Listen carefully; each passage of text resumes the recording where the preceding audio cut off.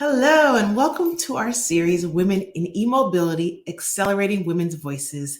I am Dr. Shelley Francis, co-founder and managing partner here at EV Noir. EV Noir's work centers on electric, connected, shared, and autonomous vehicle technology. We focus on two areas of work, which include e-mobility best practices and e-mobility diversity, equity, and inclusion. Now, during this series, we'll talk with women leaders working across the e-mobility ecosystem. We focus on engaging leaders. We are focusing our conversations on their career trajectories, how they got started working on electrification, exploring what it's like working in the sector, and identifying emerging issues and trends. We're in the middle of a huge shift in how we conceive, power, and innovate in our sector, driven by an awareness of climate impacts as well as economic opportunities. So there's no better time than now to just dive right on in. And today's session is brought to us by the team at EV Noir and EV Her. So we're excited to talk with April Rai today. April currently serves as the president and CEO of the Conference of Minority Transportation Officials. We'll refer to it as COMTO moving forward. So April, we're excited to have you join us here today. So welcome to Women in E-Mobility. Welcome. Thank you. So great to be here. And Dr. Francis, really appreciate your invitation to join you today. Wonderful. Well, we appreciate you making time to visit with us today. So let's dive right on in. So April, you've had a really impressive career path. You've worked at a number of national nonprofits in a number of different leadership capacities. In 2021, you took your talents to what I like to say, took your talents. You see what you did there. Took your talents to COMTO, and you've taken this organization to continued heights. Before we talk about your journey to the transportation electrification sector, tell us about your current role and tell us in your role, what does a typical day look like? Well, thank you, Dr. Francis. You know, it's funny because the team at COMTO, we have this saying, there's never a dull day at COMTO. And it's so true because we're a small core team of just 12 here at headquarters, but we have this enormous mission.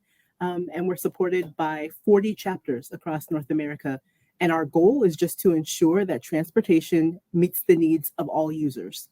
So that means uplifting and prioritizing those who are underrepresented. And that includes minorities and women and persons with disabilities. And of those, entrepreneurs who are bringing great value as small business owners. So my role really focuses on stewarding this 53-year-old organization into the next 50 years by moving the mission forward on the national stage and supporting our chapters in doing so as well. So a typical day for me starts at 6 a.m. and includes meeting with, virtually and traveling for meetings with persons all across the transportation sector, across modes, on all the things that keep them awake at night. And my goal is to see how COMTO can help them to solve those issues by activating our network and sharing our expertise on all things equity and community engagement and workforce. So I'm constantly working to keep my ear to the ground, to understand the rumblings and what bubbles forth to the surface in terms of industry issues, and also doing a fair amount of writing for publications as they're requested. And I'm really excited. I just, for the first time, wrote a foreword to a book on accessibility in transportation that's supposed to be published this year. So, like I said, never a dull moment here at COMTO. Absolutely, and congratulations on writing your first forward. I'm sure you'll have many opportunities to do that. So that's really exciting. Thank you. I'm excited about it. Sometimes you don't realize how much work it takes to be able to do something that is fairly simple. How many words is a forward? Usually it's not that many, but when you want to be impactful and you want to be punchy with the message, sometimes it takes a little thinking to be able to craft it just so. Right. Oh, I'm sure. So let's chat a little bit more about your journey into first transportation and then more specifically into like the electric mobility space. So tell us a little bit about how your career path evolved, and when you were starting your career, was transportation always kind of your vision in terms of where you wanted your career path to focus on? That is a really great question. And, if you talk to, a police officer or a firefighter, they may say, I always wanted to be a firefighter from the first time I ever saw a fire truck. But interestingly enough, it wasn't always the case. Although public transportation has always been a big part of my life from my earliest memories. I grew up right along the trolley line. So I'm from California, Okay. and I grew up in San Diego in an economically disadvantaged neighborhood that we call Mid City, which is probably the poorest neighborhood in San Diego. So if you Mhm. think about beautiful city that everybody knows and loves with beautiful weather and all of that, like with any city, there's affluent neighborhoods and then there's the economically disadvantaged neighborhoods. And that's where I grew up. And it Mhm. was right along the trolley line, so our light rail system. And I really relied on that trolley to get me to school and to my first work jobs and to live. So it was really a part of my everyday. And my mom ended up working for Caltrans in the disability and evaluations department. And so they would have bring your daughter to work day. And I had the chance to kind of observe people from all backgrounds, kind of working in transportation, making a difference, accommodating people with disabilities, and contributing to things that affected people's everyday life. And that really impacted me a lot. So when I graduated high school, my mom's advice to me was, April, just go get a good state job. Go get a good state job. It'll have great benefits and it'll be good for your career path. And so I listened to her. And when I graduated high school, I actually had taken for my foreign language sign language, Mhm. and I became a sign language interpreter. That was my Wow. first job for the state of California. And so I would take deaf people to their appointments, to doctors and lawyers and other appointments, and I would help them by interpreting for them. And it really, really matched my value set. Felt like I was doing something that matched the greater good, making an impact, and serving my community. But like anything, you think, can I do more? Could I do more? Could I make a bigger impact? So I had an opportunity to move to Washington, D.C. And that was a big change for me because going from California all the way to Washington, D.C., ooh, that's a big change. But I had the opportunity to kind of go into the government affairs world and kind of marry working for the disability community with transportation and infrastructure and environment issues and kind of learn how the sausage is made. If you've ever heard Mhm. that term, just Yes, kind of heard the that. piece learn how the sausage is made. And that knowledge actually propelled me to go work for the University of Maryland, where this Mhm. intersection between public health and transportation really took hold for me. And so I went on to manage the government affairs for the University of Maryland School of Nursing. And in that role, I supported public health and access to care, equity issues in Baltimore. And I was able to connect with the Robert Wood Johnson Foundation on a campaign that was focused on building healthier communities and improving health equity. So that intersection between transportation and health equity, it really influenced my decision to kind of focus my career on transportation equity.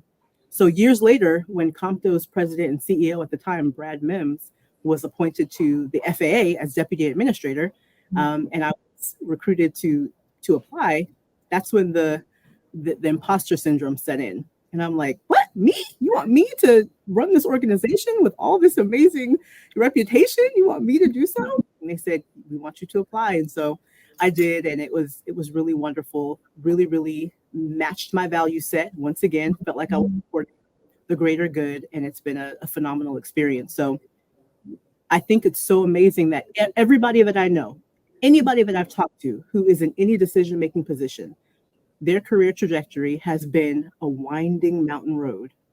Nobody has a clear, unobstructed, straight pathway to where they're at. No Right. one.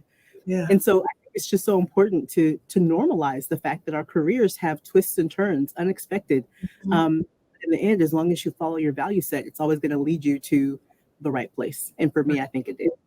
That's wonderful. And I'm super excited that you have this public health tie because of my background in public health. And I heard like we have some intersections there in terms of Robert Wood Johnson. I did a program where we worked really closely with the Robert Wood Johnson folks around the time that they were doing that building that community and health equity strategy. So another organization that is a great nonprofit slash foundation, and they do a lot of really wonderful work. And so just again, bringing us back to the intersection between e-mobility, equity, and health, and why that these conversations are so important. And I love what you said about that career path. It doesn't have to be from point A to point B. It's not linear. It really is okay if it's like this curved line, and you are learning so much about yourself as a person, as a professional, as a woman during that time period. And it's okay if you don't have this, straight path. I think having that curved road just makes it a much more interesting and enlightening and eye-awakening experience. So Totally definitely, agree. And you gain things along the way, right? yeah, absolutely, absolutely. I know, like I was, saying as I was listening to your career path, it kind of reminded me of mine because like I didn't know that I was going to end up obviously in the transportation sector. I was really interested in when I went into undergrad, I was, a STEM major, and I was like, I'm going to medical school, and I'm going to do X, Y, and Z, and I'm going to, create a vaccine and solve this next, health issue. And I got to school, and I was like learning all these different about these different issues and taking different types of classes. And I said, you know what? Maybe some of these other areas are more interesting to me. And so I got engaged around public health and like health administration and research, and found that doing more work along that public health lines and research was a better career fit for me. But all of those different career opportunities and jobs that I've had since undergrad has helped inform what we do now in terms of like the work that we do at EV Noir. And so for folks who are just joining in and may have missed our intro, and you're not familiar with EV Noir works on electric connected shared and autonomous vehicle technology. So we're a consultancy. And so the way we facilitate our work is that we work in two areas of focus, which is e-mobility best practices and e-mobility diversity, equity, and inclusion. And so some of our partners that we work with are cities, utilities, auto manufacturers, charging infrastructure, rideshare, electrification, let's see, delivering network, and advising the highest level of government. So the federal government, state, as well as local government. And then we have great partners like COMTO that we're working with around the country to help guide their decarbonization efforts. So let's get back to talking about, again, being a woman in the industry, but particularly a diverse woman in the industry. So increasing diversity in this ecosystem is so critically important, particularly at where we are in society today.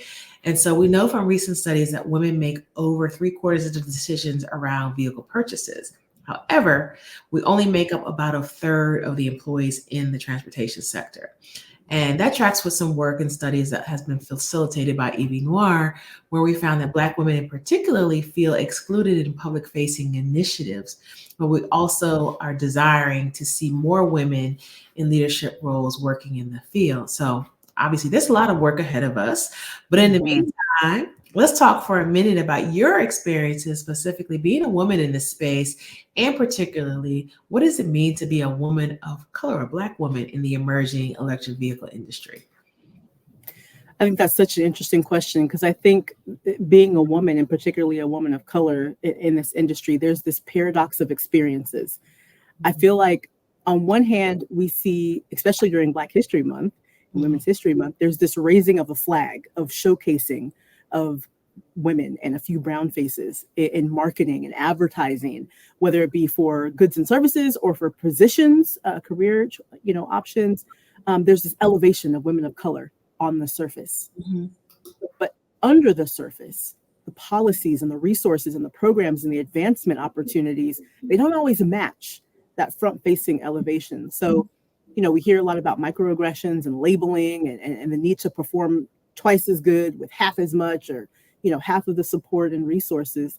And this isn't really just a transportation issue, it's societal. So I feel like as a woman of color in an industry where you're few and far between, every single project, speaking opportunity like this one, a meeting, a conference, it's an opportunity where we can kind of showcase the value of a diverse perspective and skill set. And I feel like the emotional intelligence that showcases how it feels to constantly be one of the few. Mm-hmm. I remember I was at Morgan State University when Secretary Buttigieg visited there back in 2022.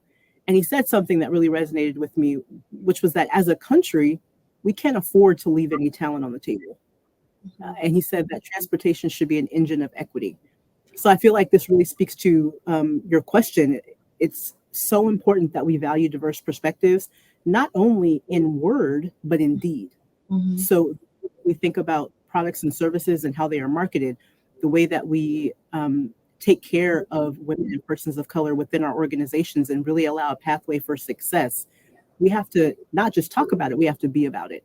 Mm-hmm. And the fact is, Black people in this country are more likely to live in places that have higher levels of pollution. We talked about public health, Mm-hmm. but adoption is a pathway for better health in our communities. They can't be left behind in this EV revolution. So we have to make sure that we keep on elevating these discussions and their voices so that they're not left behind.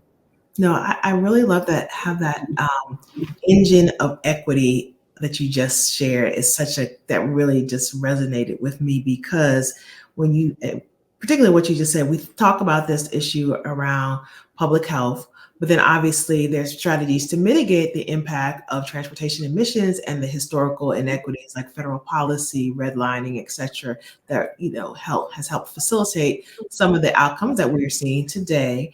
And so in order to make sure we're leveling the playing field, we've got to get people the tools and the information to understand the benefits of electrification, and not just from the consumer vantage point, but also as a workforce and economic development opportunity. So good paying jobs, career path, and opportunities to entrepreneurship. So being able to showcase the full suite of what is available and beneficial about this just transition, I think, is really impactful, and something that, at our organization, we're definitely laser focused on how we can make sure that it's inclusive, as we accelerate decarbonization efforts.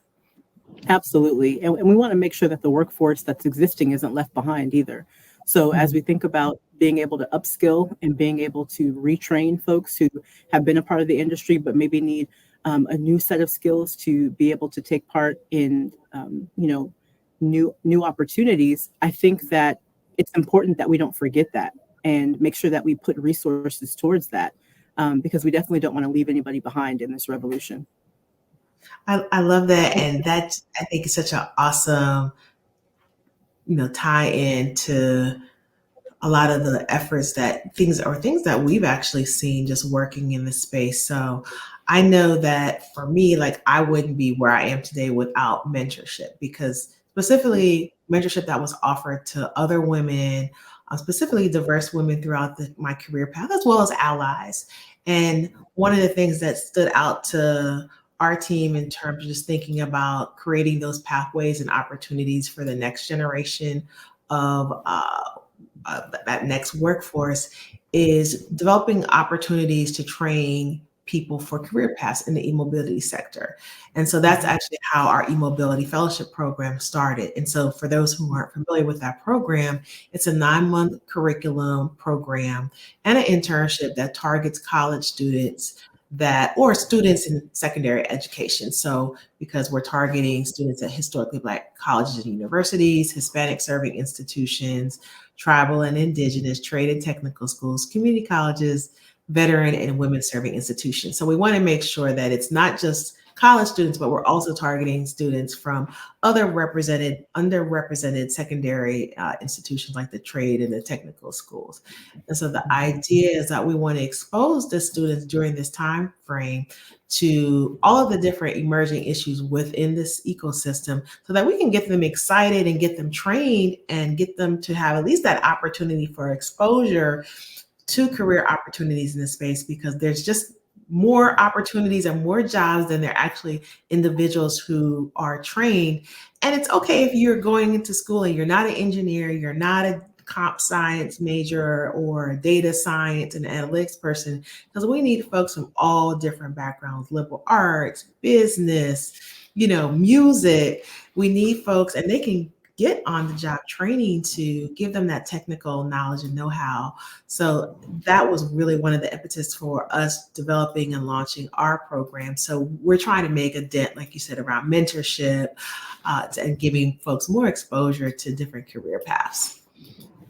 I love what you just said. I wish I could encapsulate that and then play a recording to every single public sector member that we have, because it's exactly what we try to share. The diversifying of the recruiting methods, it really allows for organizations and agencies to uncover talent that's hiding in plain sight. Mhm. So working with HBCUs and MSIs and HSIs and tribal colleges and community colleges and trade schools, it makes sure that students with diverse lived experience are fully aware of the opportunities that exist. And we can't just take it for granted and assume that they know, but making sure that we do that recruiting directly with them, it's so important.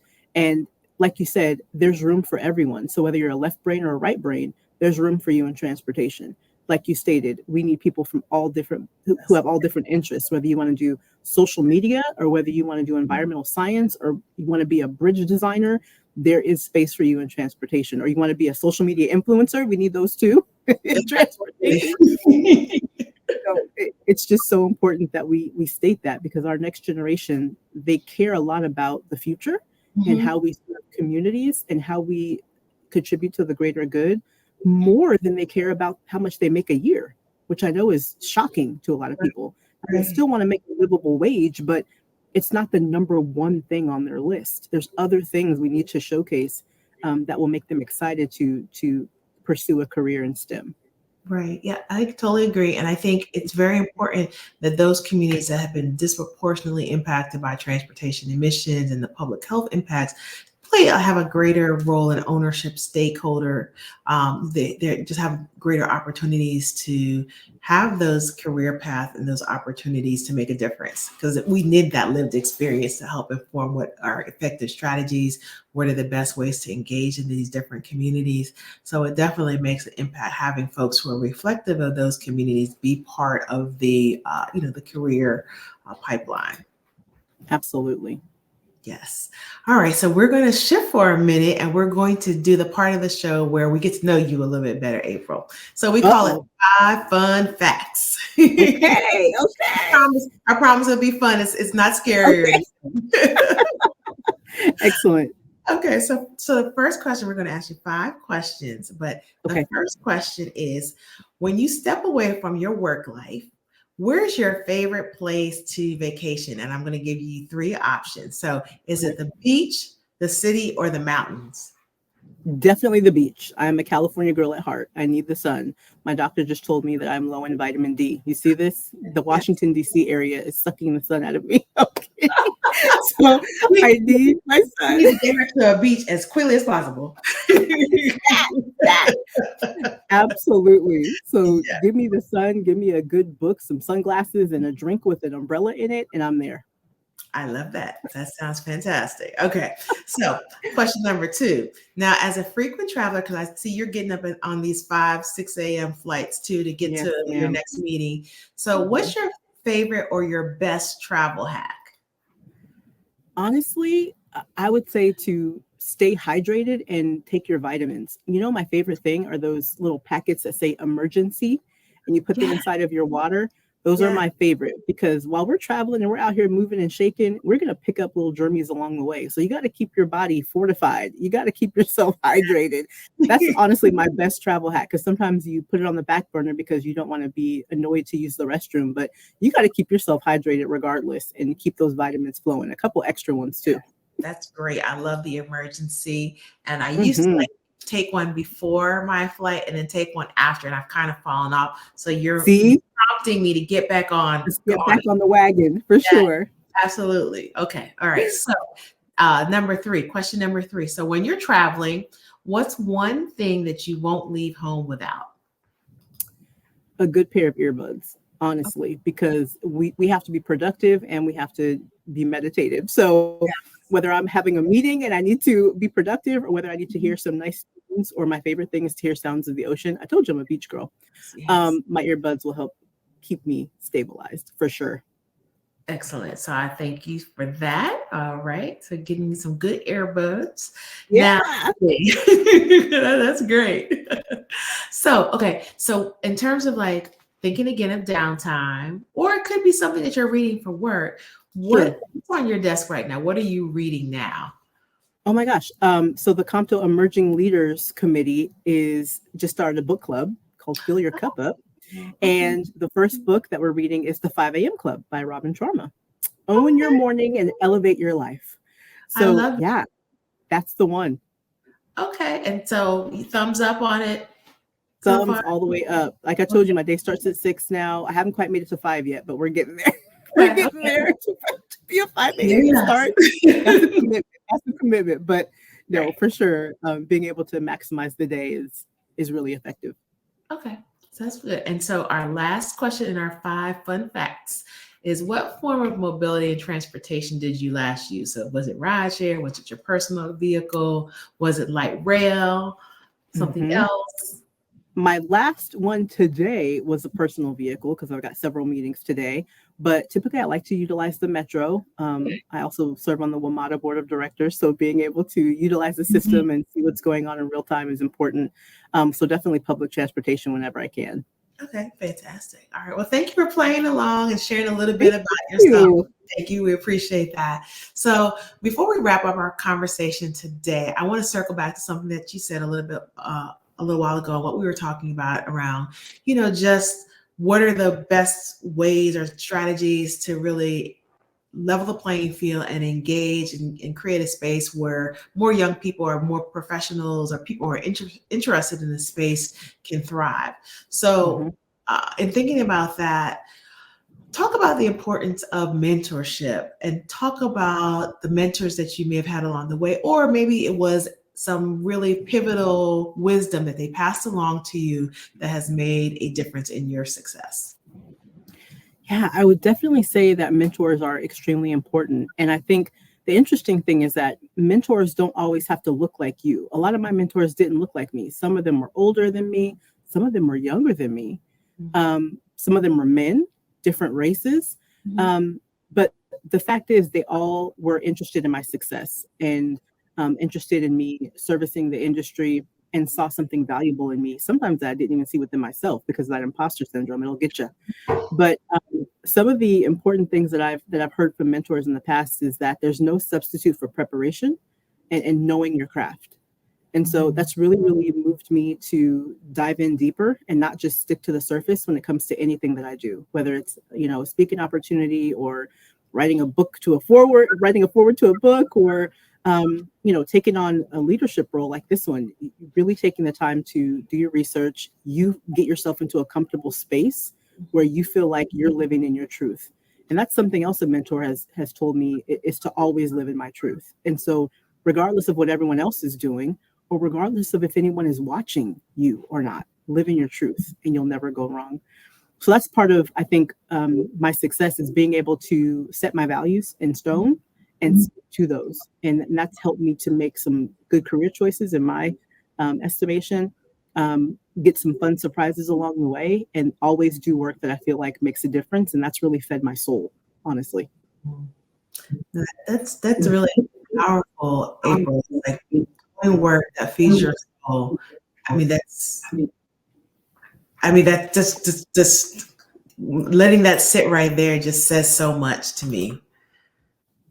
And I feel like you do the same thing. I mean, your career path has been one of twists and turns, like we were talking about earlier, and we've had so many experiences along the way. But in the end, we've been able to be led to do work that has a huge impact, and we've been able to bring our lived experience and then also what we've observed along the way to this decision-making table in a national stage, so that we can hopefully impact the lives of people who are marginalized and Right. people whose voices maybe don't feel are as big as they should be. So you're living in your truth too, Dr. Francis. Yeah, thank you, April. I definitely feel like I was led to where I am today for a reason and a purpose, and I feel like I'm doing the right things that, like you said, aligns with your values, your purpose.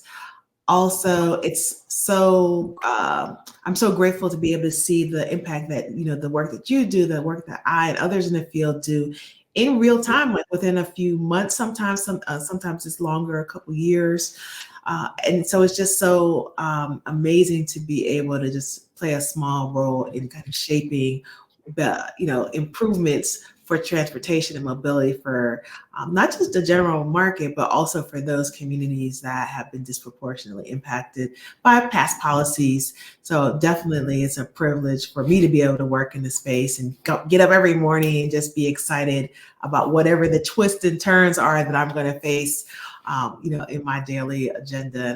And it sounds like you are looking at things in that same way as well. Totally agree. Totally agree. Nobody said it'd be easy, but it's definitely fulfilling. Yes, it is. It is definitely never the same day, 2 days in a row. Correct. Never a dull moment. No, exactly. And so before we wrap up, my one last question that I have to ask is that, based on everything that you've experienced, you've been exposed to, what advice would you offer to young women and other individuals who are interested in working in the e-mobility or electrification/clean transportation sector? Like, what maybe 2 key pieces of advice would you leave for them? I would just reiterate that we need you. We need you in this space. Whatever your interest is. You want to be a social media influencer? Great, do it for this industry. Do you want to be a researcher? Great, do it for this industry. Whatever you want to do, there's a place for you in transportation and infrastructure. And I think that once you know that, you will find your pathway. And there's so many resources available. So search out organizations that are dedicated to your success. COMTO is one of them, even Noir, and there's so many other organizations, Latinos in Transit. There's so many who are dedicated to the success of people who come from diverse backgrounds, and there's scholarship opportunities, paid internship opportunities. COMTO City Internship Program is turning 20 years old this year. So search out those who are dedicated to your success and just be blown away by all the resources that are available to you. Fantastic, April. I really appreciate that response. I think that's just, truly insightful. It's so critical. It's like whatever your gifts and your talents are, there is a space to amplify them and for you to feel fulfilled and to like live out your passions within the transportation sector. So definitely encouraging those young people and those folks who are interested to consider transportation and mobility for that career opportunity. 100%. And pretty soon on April 10th, they're going to see your beautiful face as we get the opportunity to elevate you as one of our Women Who Move the Nation.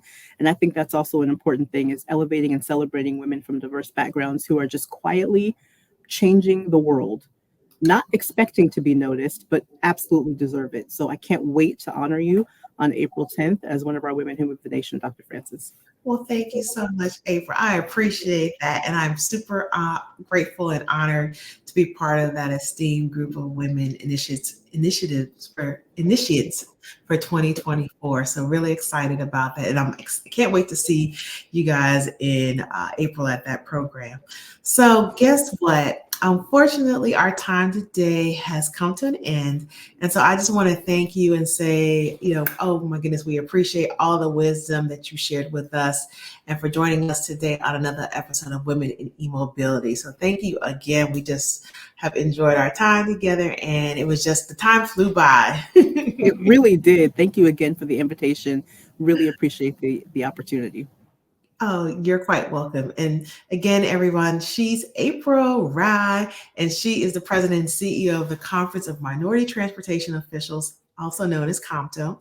So thanks to our viewers for tuning in, and thank you to our team at EV Her and EV Noir for the support and supporting this series. And please stay tuned as we check out other series and other sessions as well. So also, if you want to learn more about the role of women in this sector, along with other emerging issues in the e-mobility sector, ranging from the role of utilities, auto manufacturing, accelerating EV adoption, and more, please join us for this series, and also stay tuned for other upcoming events like our National E-Mobility Diversity, Equity, and Inclusion Conference that's held annually each fall. So again, thank you on behalf of EV Noir and EV Her. This is Dr. Shelley Francis. We're signing off, and we'll see you on another episode of the Women in E-Mobility series. So take care.